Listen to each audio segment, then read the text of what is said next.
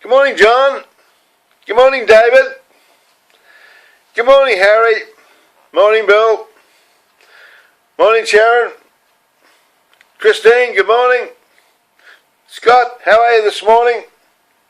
Peter. Morning, Grant. Morning, Mark. I got a lot of friends, haven't I? I've got a lot of friends. Hey, listen. What are you going to do today? What are your plans for today? I've got some exciting plans to do today. What's the time?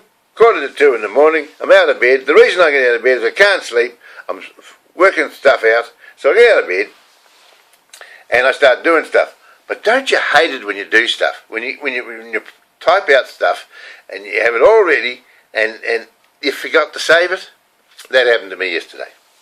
But luckily I had backup, you see. I typed out the rough copy of what I wanted to say. And I want to share this with you this morning because I think it's quite funny. You may not, but let's have a look at it. I've headed horses, motor vehicles, aeroplanes and gravy trains. We are now living in a world where technology is growing so fast that many of us old people are having trouble keeping up with it all. Our letterboxes have cobwebs on them because the only mail we get these days is bills and the junk mail, and the new mailboxes we buy no longer have a place to put the milk bottles. Shiny brochures, email, Skype, Facebook, Twitter are all posing a threat to the jobs of the posties and the newspaper boys. We are experiencing the same communication problems that took place with the invention of the motor vehicle and the aeroplane.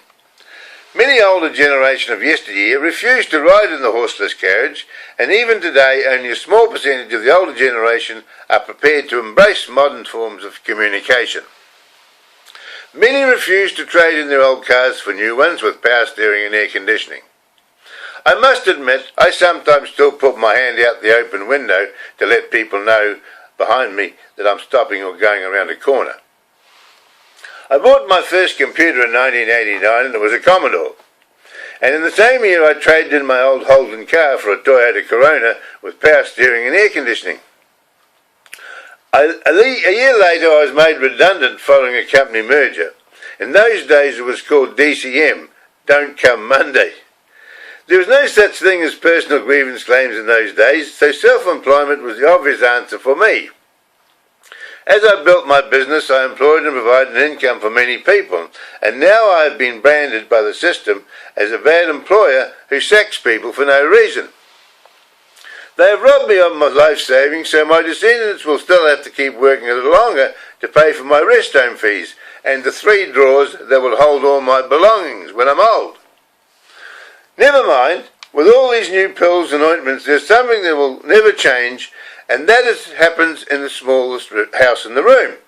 The smallest room in the house. Men will always stand up to pee, and women will always sit down to wee. Did you like that? Did you like that bit of humour? I'm recording this video in my video library at home. I've got a video library set up here at home and I'm recording it. Now there are 3 areas that we've divided my work into. One is Ronnie's blog. You are listening. I'm reading this out to you from Ronnie's blog, which is the Timaroo directory. The other area that I have is tourism promotions. I've got another website called Traveller's Guide where I promote tourism.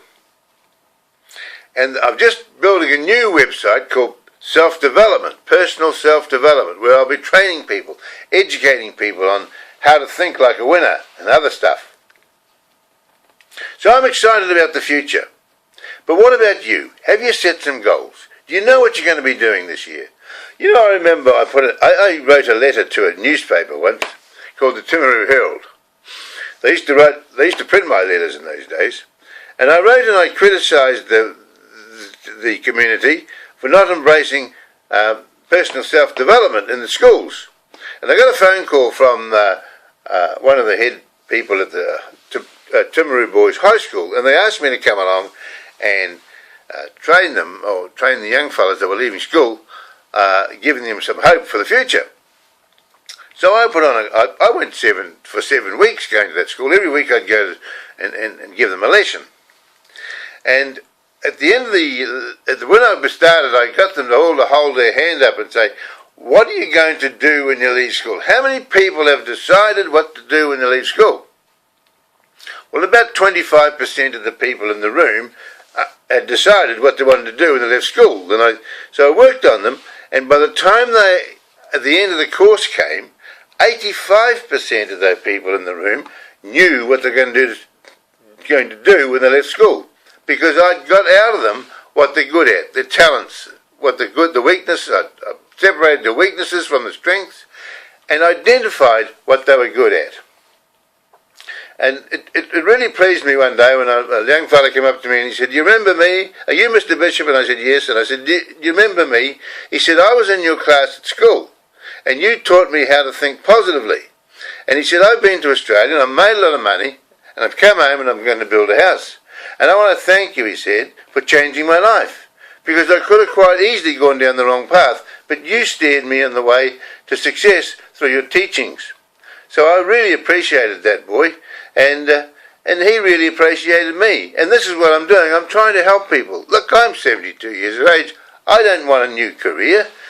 I want to just help people. I want to impart my knowledge. 72 years of experience in this world in all different types of occupations. So listen, I've got to get going. I've got work to do, got stuff to do. I'll see you tomorrow morning. And listen, don't forget to look at my gripe. I've got a gripe coming up on just alongside you there. Just a minute, and you'll be able to hear it. Hello. See you in the morning. Bye-bye.